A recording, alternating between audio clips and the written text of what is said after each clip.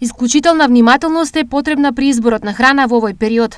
Високите температури се мотиватор за брзо размножување на опасните бактерии, предупредуваат од Центарот за јавно здравје.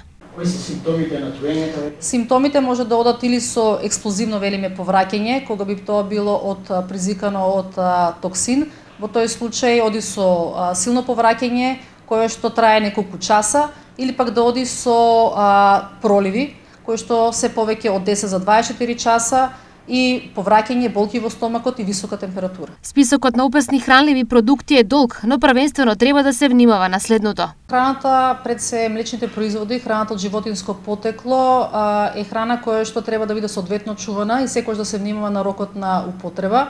Треба да биде истата чувана во фрижидер на соодветна температура и доколку биде термички обработена и повторно, значи складирана во фрижидер, пред нејзино конзумирање треба да биде загреена на соодветна температура.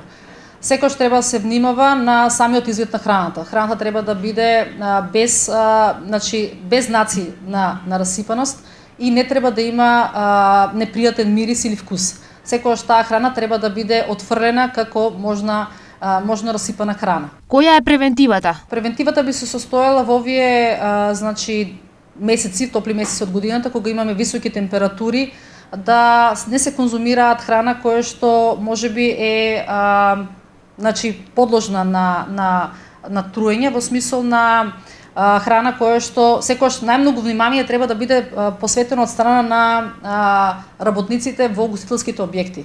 Овде треба, храната да се припрема во соодветни и строги хигиенски услови, зашто контаминацијата на храната настанува токму во угостителските објекти, каде што таа контаминирана храна понатаму самиот потрошувач би ја конзумирал и би кај него настанало труење со храна, било тоа да биде од бактериска или од вирусна природа.